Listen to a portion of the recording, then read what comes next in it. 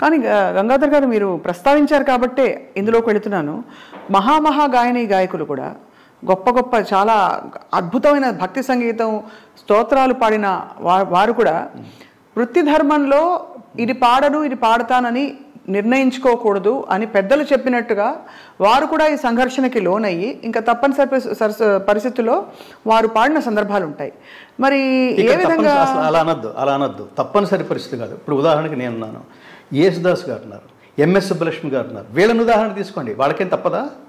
అసలు వాళ్ళు ఎంఎస్ సుబ్బలక్ష్మి గారు మహాతల్లి ఏ స్థాయిలో ఉందంటే అసలు మనం ఏమిటి ఇంకా బిత్సం ఎత్తుకోవడమే మార్గమా? దేవుడే చూస్తాడు, రోడ్డు మీదకి వచ్చినా పర్వాలేదు అనుకుంటున్న టైంలో కంచి స్వామి ఆవిడ ఆ స్థితిలో ఉంది. పివిఆర్కే గారు ఒకసారి వారి దగ్గరికి వెళ్ళి ఆవిడకు ఒక ప్రాజెక్ట్ పెడితే ఆవిడ విడిగా డబ్బు ఇచ్చినా తీసుకోదు. ఆవిడ అంతటి ఆత్మగౌరవం ఉన్న కుటుంబం వాళ్ళది. వెళ్ళి ఒక ప్రాజెక్ట్ ఇవ్వండి అంటే అన్నమయ్య కీర్తనల ప్రాజెక్ట్ ఆవిడ దగ్గర తీసుకెళ్ళి ఇది మీరు పాడాలి తల్లి అంటే అసలు సాక్షాత్తు వెంకటేశ్వర స్వామి మిమ్మల్ని నా దగ్గరికి పంపించినంత అనుభూతి చెందుతున్నాను, చాలా కృతజ్ఞతలు స్వామి అని. సో దీనికి వెంటనే ఆయన ఒక 5 నిమిషాలు మాట్లాడిన తర్వాత ఇగో ఈ చెక్ తీసుకోండి, ఇది అడ్వాన్సు, ఈ ప్రాజెక్ట్ పూర్తవగానే మిగతాదేదో ఇస్తాం. అసలు ముందు దీనికి ఆవిడతో పాడించాలని కాదు, ఆవిడ కుటుంబాన్ని ఆర్థికంగా నిలబెట్టడం కోసం ఇంతమంది మహానుభావులు చేసిన ప్రయత్నం. ఎందుకని దాదాపుగా రోడ్డు మీదకి వచ్చేసిన స్థితి అనమాట. అన్నం ఎలా, ఈ పూట ఎలా, అలాంటి స్థితి. ఆవిడ చాలా గొప్ప ఆధ్యాత్మికవేత్త, భక్తి అంటే ఆవిడే. అలాంటి స్థితిలో ప్రాజెక్ట్ వస్తే ఆవిడ ఏమన్నారు తెలుసా? డబ్బు ఇస్తున్నారేంటి, దేవుడి దగ్గర డబ్బు తీసుకుని పాడతానా? నో మిగతా ఏర్పాట్లు మీరు చేసుకోండి, నేను వచ్చి పాడి వెళ్తాను స్వామివారికి, అదే నా సమర్పణ అందంటే. ఆ స్థితిలో కూడా వాళ్ళని ఉదాహరణగా తీసుకోండి అంటున్నా. యేసుదాస్ గారు ఆయన జీవితంలో ఎప్పుడు పాడలేదు.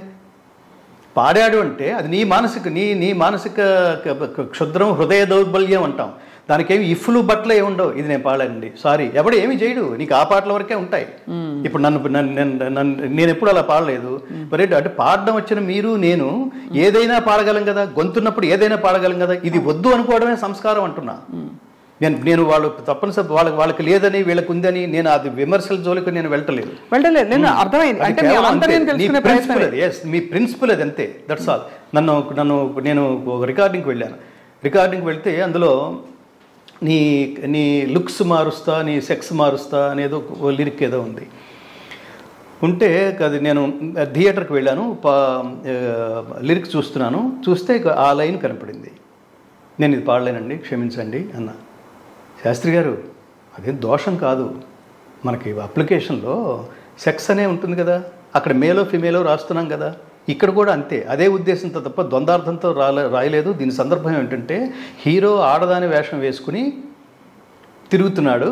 ఆ విషయం గమనించిన హీరో ఫ్రెండ్స్, ఒరే నువ్వేనని మాకు అర్థమైపోయింది లేరా, నిన్ను మారుస్తాం అని చెప్పే సందర్భంలో ఇది అన్నారు. అసలు నా నోట్లోంచి ఆ పదం అంతా. ఆ పాట పాడడం వల్ల ఆ రోజు నాకు 45,000 వస్తాయి. మరి అదేంటది, ఎందుకని? స్వామి క్షమించాలి, నేను వితండవాదం మీతో పెట్టుకోను, మీరే జర్నలిస్ట్, చాలా సీనియర్. ఇక్కడ ఇప్పుడు మీ ఈ డాక్యుమెంటరీ ఇప్పుడు చూసినప్పుడు అసలు కళ్ళు చెమర్చి ఆనందంతో పాటు అయ్యో ఇంత పెద్ద యజ్ఞంలో నేను భాగం కాలేననే ఒక బాధ కూడా కలిగింది, ఆవేదన కలిగింది. అంత అద్భుతంగా ఉంది.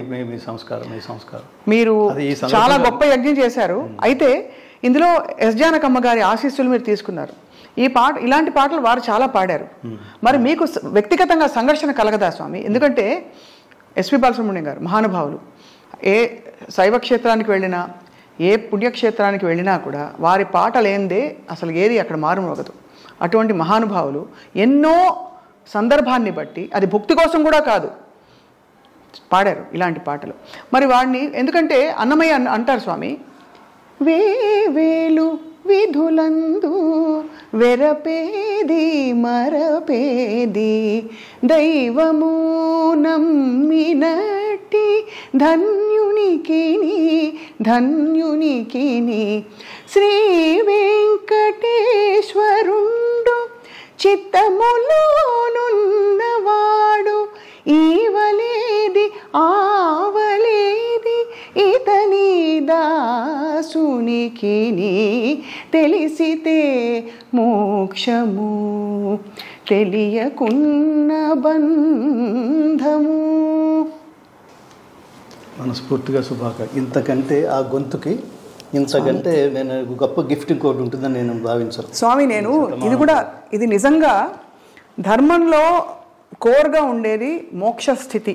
ఆ మోక్షం అంటే ఏమిటో నిజంగా తెలుసుకునే క్రమంలో అడిగిన ప్రశ్న తప్ప ఏ విధమైన పిడివాదంతో అహంకారంతో కాదు.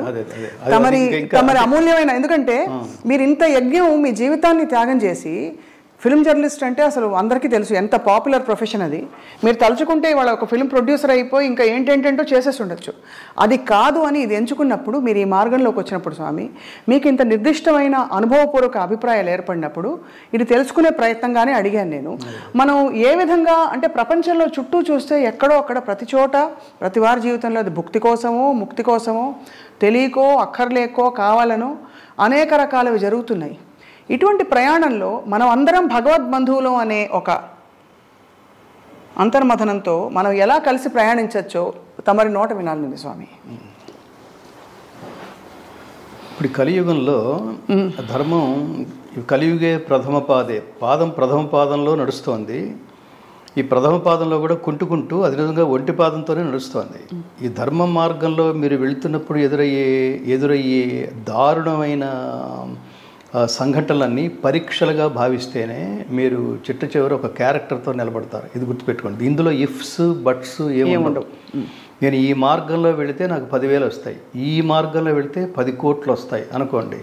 That shows your character. నాకు 10,000 చాలు అనుకుంటే that is the character. That is your character. ఆ మార్గంలో ఉన్నప్పుడు నేను ఘంటసాల గారికి వీరాభిమాన్ని కదా. ఇది ఆ అభిమాని అయ్యుండి నేను వేదికల మీద ఆయన పాటలు అన్నీ పాడుతూ లేలే నారాజు నేను ఎప్పుడు పాడేవాడిని కాదు. అది ఏమిటి అంటే అది తల్లిదండ్రులు పంచిన సంస్కారం. అది సినిమాలో సందర్భం కోసం ఆయన పాడి ఉండొచ్చు. ఈ సందర్భాన్ని మళ్ళీ స్టేజీ మీద నేను మళ్ళీ దాన్ని పాపులర్ చేయాల్సిన అవసరం లేదు అనుకుంటూ ఉండేవాడిని. అదేంటంటే అది జీవలక్షణం. దీని సంస్కారం అంటారు. నేను మిమ్మల్ని అంటే సంబడీస్ని చూసి నేను కూడా ఇలాంటివి పాడితే పాపులర్ అవుతాను, దాని ధర్మం అనరు. ధర్మం తప్పావు అంతే, అది అక్కర్లేదు అనుకున్నావు అంతే. దీని మీద మనం అసలు దీర్ఘమైన చర్చొద్దు. కానీ అది ఆ వ్యక్తిగతమైన అభిప్రాయంతో వ్యక్తిగతమైన మార్గంలోకి వెళుతూ సింగర్స్ అంటే అన్నీ పాడాలి కదా అంటే కదా అసలు దాని మీద మనం గంటల తరబడి చర్చ చేయొచ్చు. నేను అందుకని మీకు ఉదాహరణ చెప్పింది. ఎంఎస్ సుబ్బలక్ష్మి అలా అనుకోలేదు. నాకు ఆవిడే ఆదర్శం. నేను ఘంటసాల గారు పాడే అనేక పాటల్లో నేను అసలు హైదరాబాద్ వచ్చింది నా జీవితంలో నేను ముగ్గురిని చూద్దాం అనుకున్నానండి. అది కుదరలేదు. అది మొదటి మహానుభావుడు ఘంటసాల గారు. ఘంటసాల గారి మీద నాకు అభిప్రాయం ఏర్పడే సమయానికి బాలసుబ్రహ్మణ్యం ఆయన పాటలు ఉధృతంగా అసలు సమాజంలో నాకు వినిపిస్తున్నవే అవి. నేను 10th క్లాస్ ఇంటర్మీడియట్కి వచ్చే టైంకే అసలు విపరీతంగా చిరంజీవి గారు ఇవి ఆ డ్యాన్స్ పాటలు కదిపే పాటలు అప్పటికి నా చెవిని పడలా, కుదిపే పాటలు ఎక్కువ పడ్డాయి. కానీ ఆ మాయలో వెళ్ళొచ్చు కదా, మనం ఏది వింటున్నామో దాని ప్రభావం ఉండాలి కదా. అలా లేదు అంటే ఇక్కడే కర్మ సిద్ధాంతం అంటున్నాను. అదేదో ప్రపంచంలో 10 మంది అటువైపుకి వెళ్ళిపోతున్నారు, ఆ డ్యాన్స్ వైపుకి. నాకు వెళ్ళాలనిపించట్లేదు. ఎందుకు అనిపించట్లేదంటే అది నీ జీవలక్షణం. అది అంటే నువ్వు ఎప్పుడో చేసుకున్న కర్మఫలం వల్ల నేను ఇప్పుడు ఒక ఇన్సిడెంట్ చెప్తుంటాను. ఈ పాట రాసిన ఈ కావ్యఖండిక రాసిన మహాత్ముడి దగ్గరికి నేను వెళ్ళాలి. ఈ కావ్యఖండికని అత్యద్భుతంగా అభినయించిన మహానుభావుడి ఆశీస్సులు పొందాలి. ఆ మహానుభావుడి పేరు అక్కినేని నాగేశ్వరరావు గారు. ఈ మహానుభావుడి పేరు డాక్టర్ సి నారాయణ రెడ్డి గారు. పాడిన మహానుభావుని చూడాలి. ఆయన అప్పటికే వెళ్ళిపోయాడు. నేను ఘంటసాల గారు వెళ్ళిపోయే సమయానికి నా వయసు 7 ఏళ్ళు. భక్త తుకారం సినిమా చూస్తున్నా థియేటర్లో. పూజకు వేళాయరా రంగ పూజకు వేళాయరా ఆవిడ అంగాంగ ప్రదర్శనతో అభినయిస్తోంది. తుకారం అలా చూస్తున్నాడు. కిటికీ దగ్గర ఊళ్ళో వాళ్ళందరూ చేరారు. వీడి బతుకు ఇదనమాట, వేశ్యావాటికలో ఆవిడ చేసే డ్యాన్స్ని ఎంజాయ్ చేసే క్యారెక్టర్ అన్నమాట వీడిది అని విలన్ ఇదంతా ప్లాన్ చేశాడు. ఈ సీన్ అంతా వాళ్ళు అక్కడికి వచ్చి చూస్తున్నారు. ఈ పాట అంతా పూర్తయింది. పూర్తవగానే ఇతని స్పందన భిన్నంగా ఉంటుందని ఆ కిటికీ దగ్గర ఉన్న వాళ్ళందరూ పాట పూర్తవగానే ఇతను అన్నాడు, ఓ ఇంత మహాద్భుతమైన అందగత్తె కడుపున నేను బిడ్డగా ఎందుకు జన్మించలేకపోయానమ్మా అని బాధపడుతున్నాను. నువ్వు అందగత్తెవే కాదు, మహానాట్యగత్తెవి. నీ కడుపున ఎందుకు బిడ్డలాగా జన్మించలేకపోయాను? నీ ఒళ్ళో పడుకుని నీ ప్రేమను చూరగొనే బిడ్డగా నాకెందుకు పరమాత్మ నాకెందుకు జన్మనివ్వలేదన్నాడు. అసలు ఏం సంస్కారం అది? చూసి అది విని అప్పుడప్పుడే నేను ఇంటర్మీడియట్ రోజుల్లో ఆ సంగీతానికి, ఆ ఘంటసాల గారి గానానికి నేను అలాంటి గొంతు మళ్ళీ వినలేదు. మనం సంగీతాన్ని విశ్లేషించేవాళ్ళం. ఒక గాత్రం అంటే అర్థం అంటే గానం అందరూ పాడగలిగే వాళ్ళందరూ పాడతారండి. గొంతు దేవుడు ఇవ్వాలి. ఏ గొంతు ఇచ్చారో ఆ గొంతుతోనే మీరు పాడగలరు. ఇక్కడ గొంతు సరిగ్గా లేకుండా పాట అద్భుతంగా పాడేవాళ్ళు ఇండస్ట్రీలో చాలామంది ఉన్నారు. అవును, గొంతు బాగుండదు. అంటే రావాల్సినంత ఘంటసాల గారి రోజుల్లో గాత్రాలంటే అవన్నీ దబాయించి రౌండెడ్గా ఉండేవి. ఘంటసాల గారు గొంతు దబాయించి పాడరా అనేవాళ్ళు. సుశీలమ్మ అనేవారు. సుశీల్ గారు, వీళ్ళిద్దరు. మిగతావన్నీ కొంత ముక్కుతో, కొంత కొండ నాలుగుతో, కొంత అవన్నీ కూడా మాధుర్య, అవన్నీ తేనె, నేను అంటుంటాను, అవన్నీ తేనె తాగుతున్నట్టు ఉండేవి. ఘంటసాల గారిది సుశీల్ది మాత్రమే, వాళ్ళిద్దరు గాత్రాలు మాత్రమే అమృతం తాగుతున్నట్టు ఉంటుంది. ఆ గొంతులో గమకాలు జార్చినట్టు ఉండవు, జాలువారుతున్నట్టు ఉంటాయి. ఘంటసాల గారి గాత్రంలో పవిత్రత మీరు వేరే గాత్రాలు ఉంటుందంటే నేను నమ్మలేను. ఆ ఘంటసాల గారి కంటే కూడా తర్వాత కాలంలో ఉన్న వాళ్ళు భక్తి పాటలు ఎక్కువ విపరీతంగా పాడేసిన వాళ్ళు ఉన్నారు. అందులో భక్తి నాకు ఎప్పుడు కనపడలేదు. ఇంత భక్తి అసలు అవి వినిపిస్తాయి అంతే. అవి ఎన్ని గుళ్ళలో మోగినా కూడా ఆల్టర్నేటివ్ లేక పెట్టుకోవటమే అంతే. నేను చెప్తున్నాను కదా, సంగీతంగా మీ గొంతులో మీరు ఇప్పుడు పాడారు. ఒక్కొక్క గమకం ఎంత సంపూర్ణంగా అద్భుతంగా పలికారు. అది నా కాన్ఫిడెన్స్. అది అట్లా ఘంటసాల గారి గొంతులో మాధుర్యం తర్వాత నేను ఎక్కడ వినలేదు. ఘంటసాల గారి గొంతులో ఆర్ద్రత నేను తర్వాత ఎక్కడ వినలేదు. ఘంటసాల గారి గొంతులో పవిత్రత నేను ఎక్కడ వినలేదు. ఘంటసాల గారి గొంతులో పరమశాంతి నేను ఎక్కడ వినలేదు. ఒక గాయకుడిని పట్టుకుని ఈ స్ఫూర్తిగా తీసుకుని మనం వెళ్ళిపోయిన తర్వాత కూడా మిగిలిపోయేటంత స్ఫూర్తిని గ్రహించి ఒక ప్రాజెక్టు చేయగలగటం అన్నది నేను ఆత్మగౌరవంతో చెప్తున్నాను. ఘంటసాల గారు, నేను, ఆయన కొన్ని వేల మంది శిష్యులు ఉన్నారు, కొన్ని వేల మంది ప్రభావితం అయిపోయి ఉన్నవాళ్ళు.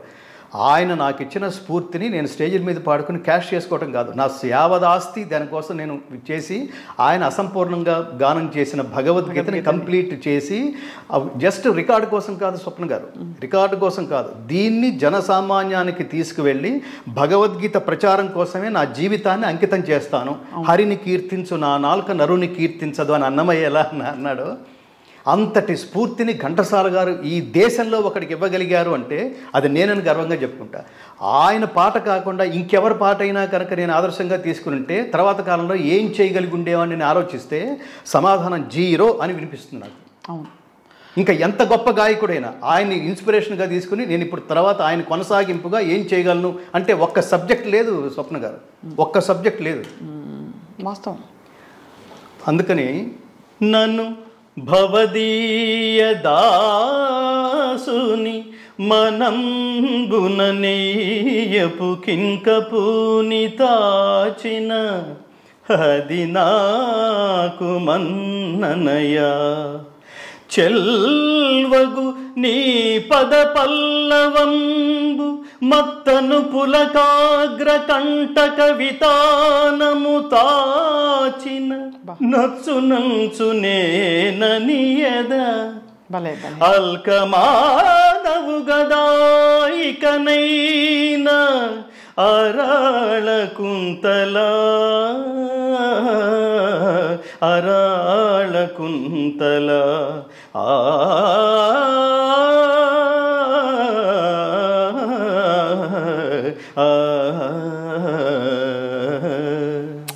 అబ్బా అది అది అది ఘంటసాల గారు.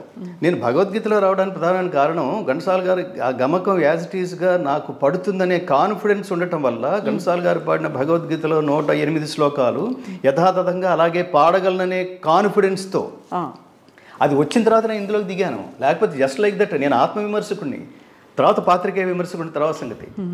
కింద కూర్చున్నప్పుడు వేదిక మీద కింద కూర్చున్నప్పుడు ఏమి ఆర్ద్రత. నాకు ఇంకొక ఇన్స్పిరేషన్ ఉన్నాడు. ఘంటసాల గారి పాట నాకు ఇన్స్పిరేషన్ అయితే స్టేజీల మీద ఘంటసాల గారి పాట నేను దూరంగా కూర్చొని వింటుంటే అలాగే పాడుతున్నట్టుండేది మిత్ర గారు. అది విని నా జీవితంలో ఈయన పక్కన నిలబడి పాడగలనా, ఇందులో ఏమైనా లోపాలు ఉన్నాయా, పాట గొంతు కరెక్ట్గా ఉంది, ఎక్కడో గమకం దగ్గర ఎక్కడో తేడా వస్తుంది. నేను కింద అంటే జర్నలిస్ట్గా కూర్చున్నప్పుడు ఏది బాగుంది ఏది బాగుండేది, ఇది ఇక్కడ అవసరమా, ఇది ఇక్కడ ఇంత అంతంత గమకాలు అంటే నీ విద్వత్తును చూపించుకోవడానికి బాగానే ఉంది, కానీ అక్కడ ఇంత అవసరం లేదు కదా, ఘంటసాలే కరెక్ట్ అలా అనుకుంటూ ఊరికి బరబర వేసేస్తూ ఉంటాం. ఎందుకు అది చిన్న ఎక్స్ప్రెషన్ చాలదు. గుండె మంటలారి